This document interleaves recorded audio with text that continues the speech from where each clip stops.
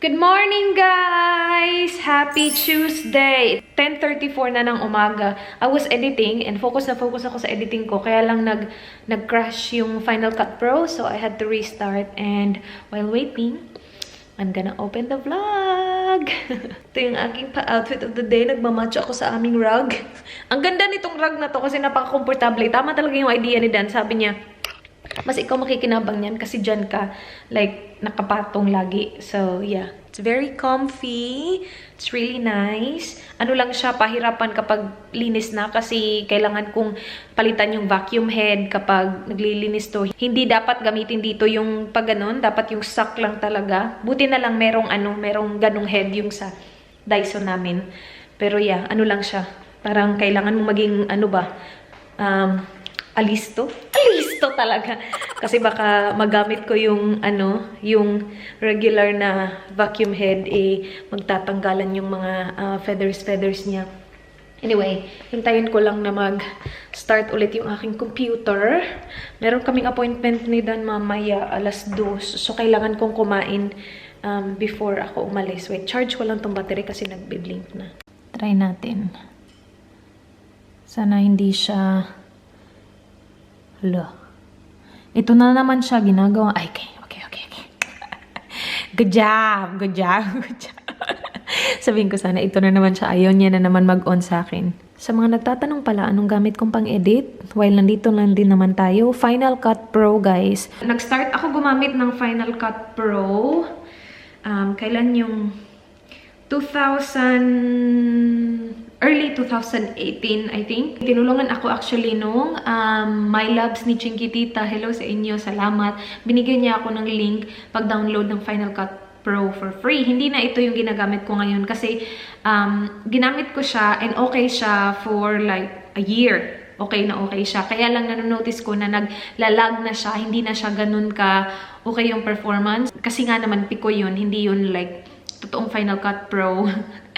Pirata yun. Pero I was able to use it for that long. And please don't ask me for the link kasi yung link hindi na siya nag-work, guys. And kasi ito na yung nakasanayan ko, bumili na lang ako ng Final Cut Pro, which is, yun nga, $499 I think.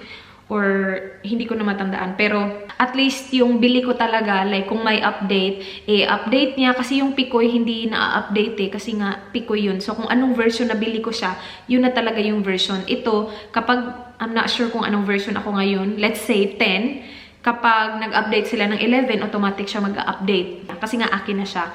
Parang may license na ako sa kanya. I think. Kasi binayaran ko siya So yun. And hindi na siya maglalag kasi ma-update na siya. Alam mo yun, kapag may bagong update sila. So, yan. Nandito na ulit ako. So, mag-i-edit ako, guys. Tatapusin ko lang tong video na to. I'll talk to you guys later. Ayan, guys. Wait, maingay si Miss. Piniplay ko yung mga vlog ni Miss. Let's have lunch. Naligo lang ako. Ayan. Ito yung sinasabi ko sa previous vlog ko. Yung ginamit ko is yung cushion na may SPF.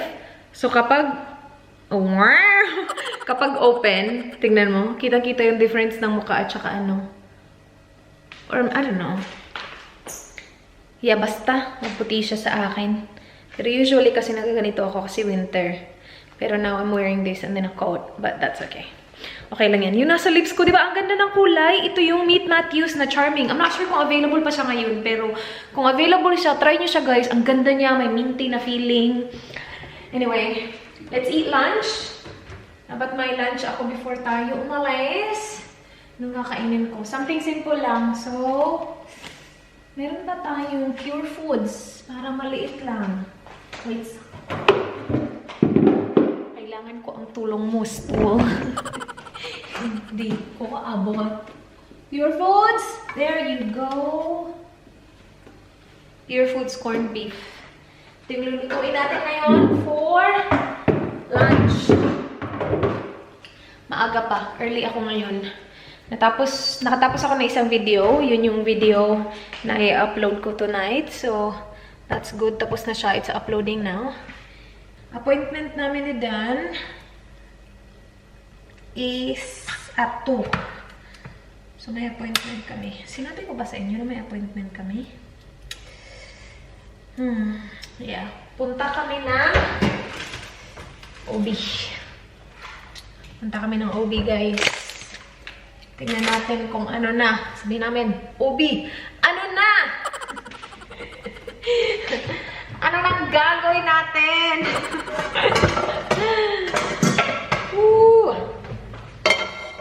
Okay lang yan. Yung pupuntahan namin ngayon is yung like OB talaga ng pamilya. Siya yung OB ng kambal ni Dan, OB ng asawa ng kuya ni Dan. Hihingi lang tayo ng advice sa kanya kung ano yung next step. Kasi hanggang ngayon, nga pa rin kami, wala pa. So, we will see. Hindi siya ganun kadali una ng appointment. Ilang beses kami tumawag sa kanya.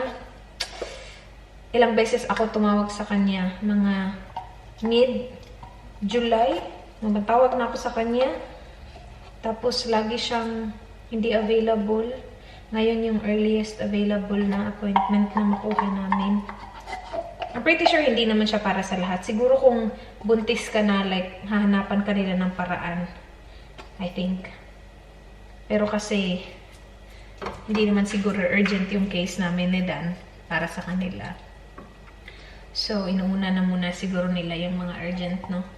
Feeling ko lang. Pero basta yun yung experience ko sa kanya. Medyo matagal yung pagkuha ng appointment. That's alright. Kasi siya na yung like OB namin kapag nagkalaman na, alam mo yun. So, tingnan natin. Though yung OB na unang ano namin after ng GP, so like GP, general practitioner, ano siya, yung mga libre lang. So kapag may Medicare ka dito sa Philippines, sa Australia, libre ang ano guys, well yung public health care. Most of it libre. I think lahat. No.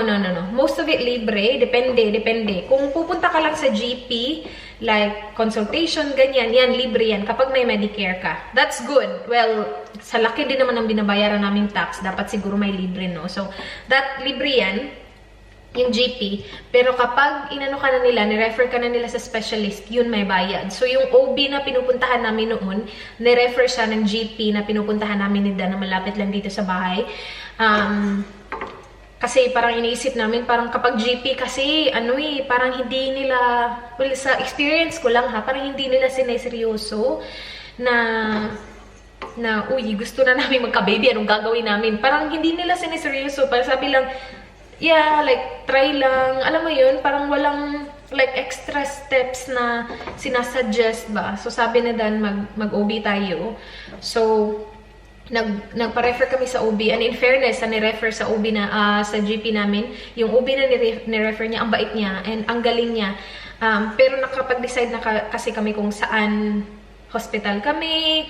So, alam na namin kung, sino yung doktor namin way before pa kami nag-try. Alam na namin na dito tayo na hospital. Tapos yung ni-refer kasi nung GP is sa kabilang hospital na hindi naman dun ako manganganak if ever. And kita ko siya siguro 2 beses and mabait siya. Nagpa-follow up talaga siya. Pwede ko siyang tawagan. Or may time na tinawagan niya ako. Alam mo yun, mabait yung GP na yun in fairness. I mean, mabait yung OB na yun in fairness. Pero yeah, ngayon, first time namin i-meet itong like OB na talaga namin ni Dan. So, we will see. Ay, naku, nakalimutan ko na naman ang onion. Wait, sa guys. Onion. At least nakalimutan. At least naalala ko siya while nagluluto pa tayo. Unlike last time, naalala ko siya tapos na ako magluto. Alright, mag-ano lang ako ng onion. Chika pa more! So, parang balik na naman kami sa... Hindi naman balik sa simula. Kasi may mga results na naman ako doon ng mga test na pinagdaanan ko. Kaya lang, like, explain na naman sa bagong OB. Alam mo yun. Tapos yung assistant ng OB ko noon, ang bait. Ilang beses ko siyang tinawagan. Kasi wala akong ka-idea kung paano, like, paano ita-transfer yung records ko or yung results ko papunta dito sa bago. And ang bait-bait niya, sobra. Mas mabait pa siya sa assistant ng bagong OB. Sa totoo lang. Based lang sa first impression ko ha. Kasi ilang beses na din kami nag-usap sa phone. And hindi siya ganun ka-helpful sa aking sitwasyon.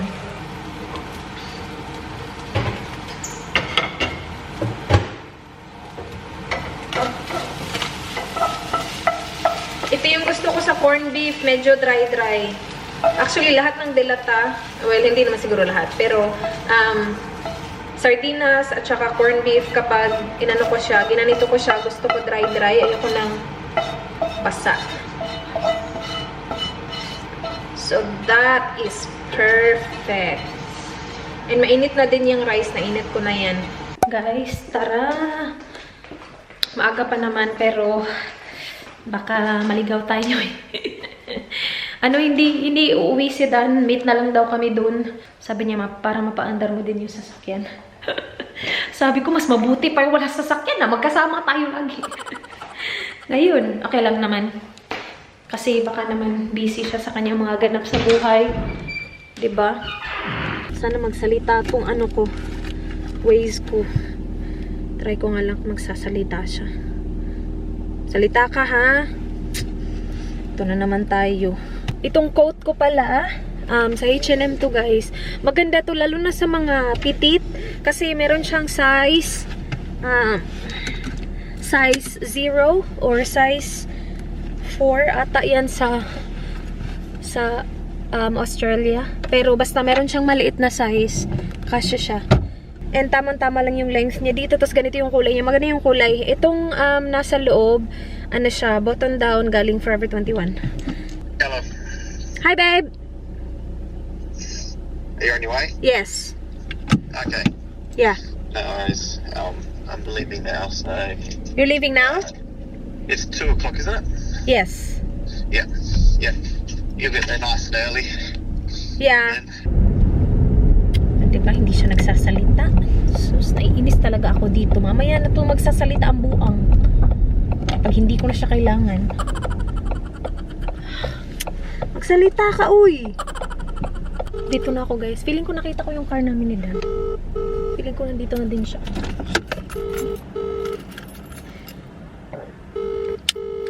Busy yun.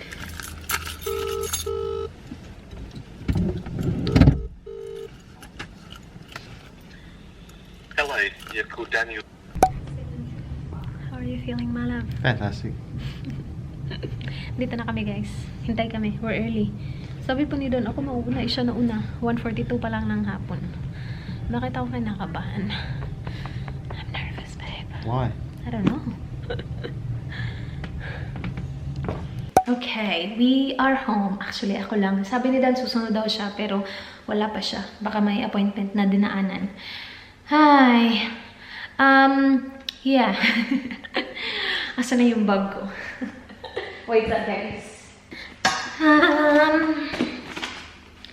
More test, guys. More test.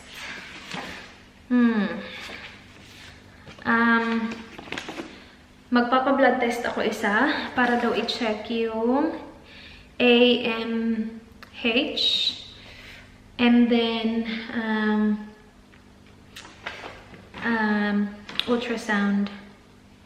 Pelvic ultrasound para lang i-check kung may kung may something dun. Alam mo yun? So, i-check yun. After namin makuha yung result nun, then we will, depende kung ano yung resulta, we will move on to the next. Yes. Yeah. Hindi na ako iiyak. Tapos na ang iyakan. Okay lang yan. Okay lang yan. Ano lang, parang, ang ano lang natin ngayon, ang swerte natin sa panahon ngayon kasi, like, nagagawan talaga ng paraan. Parang yung technology very, advanced na may mga paraan talaga. So, it's not like, it's not the end of the world kung hindi man siya magawa like, naturally. Pero, alam mo yun, mamaya na yun kapag, kapag nakuha na yung resulta. Oh my gosh, hindi ako iyak. Hindi ako iyak. Okay na tayo. Kasi, wala kaming test na ginawa kanina. Kinausap lang talaga namin yung OB. pinaintindi niya sa amin yung mga bagay-bagay, binigyan niya kami ng options, and then ito nga, yung sinuggest niya na gawin namin tong test na to. Let's say for example, after nung ultrasound, makita na may cyst ako or may something sa ultrasound ko. Kasi hindi yun ginawa hindi sila nag-ultrasound nung may nilagay sila na dye para i-check kung open ba yung fallopian tubes ko. Wala. So, walang ultrasound. So, ngayon ipapacheck niya yung ultrasound just to make sure kung okay ba. And yung AMH, nakalimutan ko na, pero yung AMH, kailangan siya just to check kung nasaan yung estado ng aking mga itlog. Yeah, kung basta ganun. Depende sa kung ano yung resulta. Yeah. We will move on to the next, which will be the mamahaling route. Pero, yeah, okay lang yan.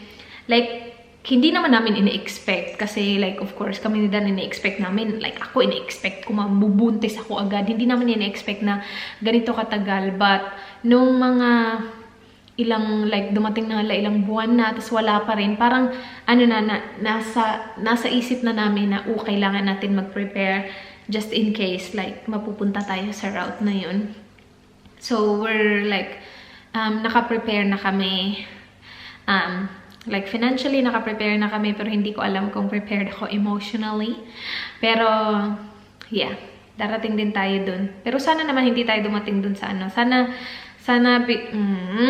hindi ko alam. Pero, yeah. Pero ang dami namin natutunan sa kanya, and ang bait-bait niya, and I think nakakatulong din na parang dun yung kambal ni Dan at saka yung asawa ng kuya ni Dan, kasi parang familiar na siya, and alam mo yan, alam niya na like may kambal si Dan, so parang ang daming napag-uusapan, tapos ang dami naming natutunan kanina, and marami din siyang mga connection, so yeah. Yeah, ipapabook ko to,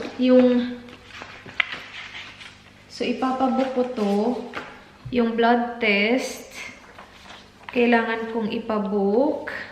Ay, hindi ko kailangan ipabook to, ano lang ako, walk-in lang ako dito. So, maaga tayo dun sa clinic. Lista ko lang yan kung kailan yan. Ito yung kailangan kong ipabook.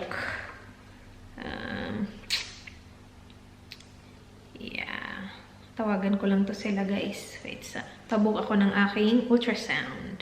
Hindi nga kami pinabayad kanina kasi sabi niya yung bayad daw parang ballpark figure na. Like, after na siguro lahat ng meeting namin sa kanya. Alam na niya kasi na siya na yung, like, ano talaga namin. So, hindi kami pinabayad. Well, ano din naman, after ng resulta, babalik din kami sa kanya para basahin niya yung resulta. So, maybe doon kami magbabayad. Hindi ko sure. Pero basta ngayon, sabi niya, wag na kayong dumaan sa reception. Okay na kayo. Dumaan pa din kami just to double check. Tapos sabi ng reception niya, wala kayong babayaran ngayon. So, wala kaming binayaran. I-prepare ko lang yung video natin. Ay, no! Tatawagan ko pala. Ba!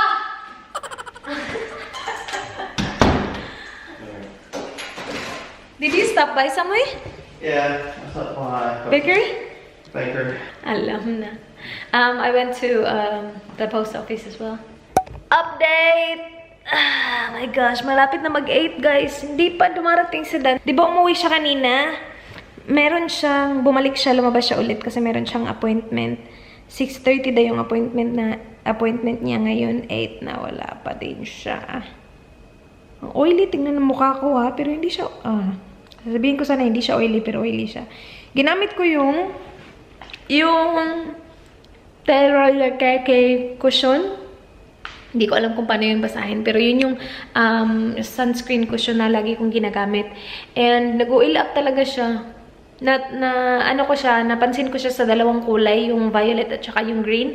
Nag-oil up talaga siya kahit na anong kulay. Pero hindi ako nag-retouch, wala. Hindi ako nag-powder din. After ko nilagay yung hindi talaga ako nagpa-powder. Hindi na ako nagpa-powder lately. Parang ngayon, mas lalo nang kumukonti yung steps ng makeup look ko. Ng pag-makeup ko. Like, simple, sobrang simple lang. Anyway, hintayin natin si Dan. Siya bumili ng ng pagkain. Wala pa din kami pagkain. Diba, hindi pa din kami nag-grocery shopping. Meron namang pagkain dito, pero bukas ko na siya lutuin. Like, yung magsisinigang ako bukas kasi meron pa akong mga gulay pang sinigang dito. Ayan, nilabas ko na nga yung ang tawag dito, pork belly. 2. Ituto ko yan, pero bukas ko pa yun kakainin. Sabi ni Dan, bibili daw siya KFC. Yung request ko is yung Wicked Wings kasi masarap. Oh gosh. Si Dan to. Kauwi na to. Donnie boy. Hello, my love. Hello, I got your wicked wings. Thank you. You don't need any sauces, was it? We've done it, just wicked wings, I'm saying. Gravy. Gravy? Yes. If you didn't get it, that's fine. I can go get it. I'm still at KFC. I'm going back around the drive-thru. Okay, thank you, my love. Sorry. Sorry, Alright, babe. Do you want to get a drink as well? I'll get you the meal deal. Okay, yep. That's just chips, and I think it's just chips. I don't think that includes gravy or not. No. So did you get the Mountain Dew for me? Yeah, I got that and Dew. Thank you, babe. That's alright. I'll eat your gravy. Thank you, my love. Alright, I'll see you soon. See ya, love you, bye. Bye. Nakalimutan niya yung gravy ko. Pero alam niya na may nakalimutan siya kasi tinawagan niya ako eh. I can't wait! Wicked Wings! Nandito na ang ating KFC chicken. Ang sarap nito, guys. Hindi ko alam kung meron to sa Pilipinas, pero ang sarap nito. Wicked Wings. Lalo na sa mga hindi mahilig dun sa like sobrang malalaman na chicken. Kasi ito yung paborito ko na part ng chicken eh. Yan. And kinuha siya ni Danny na meal. So, merong fries. Hindi ko masyadong bet yung fries ng KFC kasi hindi siya shoestring. And then, Mountain Dew. So, kapag KFC, alam na ni Dan na Mountain Dew talaga yung akin. And anong laman nito? Ay, nandito yung gravy ko. Kumain na si Dan eh. Kinain na niya yung kanya sa car. Hindi siya makapaghintay, besh. So, naubos na. Ayun na. Naligo na si Dan. Ayan na yung rice natin. Kain tayo, guys. Kain. Skincare! Skincare time! Tatanggalin ko lang yung makeup ko. Konti lang naman eh. Wala nga eh. Hindi nga ako nag-blush today. Actually, nag-blush ako yung Canmake. Maganda yun. Ang weird tingnan nung dito kasi tinanggal ko na yung carb ko. Alam ko na may mga magagandang mensahe ako matatanggap after ko i-upload itong video na to. So, magpapasalamat na ako sa inyo guys in advance. Sobra. May mga nagme-message sa akin privately na ganito yung gawin, and sa tagal namin na, like, you know, nagtatry, ginawa na po namin. Halos lahat ng sinuggest ng mga tao, sa mga nare-receive ko, ginawa na. From, after daw kayo mag-Georger, parang i-elevate yung ginawa na din namin yan, guys. Hindi, nga. So, yeah, ginawa na namin yan. Meron din akong mga, like, hindi pa kasi ako ganun ka, like, komportable na pag-usapan talaga siya. So, sinishare ko lang kung ano yung, like, komportable ako na pag-usapan. Hindi pa nga ako, like, 100% komportable. Pero, alam ko na marami sa inyo na, like, naglo-look forward din talaga ng mga update. Kasi, I know na marami din sa inyo na going through the same journey. And, I know na darating din tayo doon. Darating din talaga tayo doon. Tiwala lang. Pero sobrang salamat. As in, sobrang salamat sa lahat ng suggestions. Unfortunately, so far, wala pang nag-work. Wala pa. Pero, alam ko talaga, naniniwala naman ako na ibibigay niya sa amin. Hindi ko lang alam kung paano and kung kailan. Pero alam ko na ibibigay niya sa amin.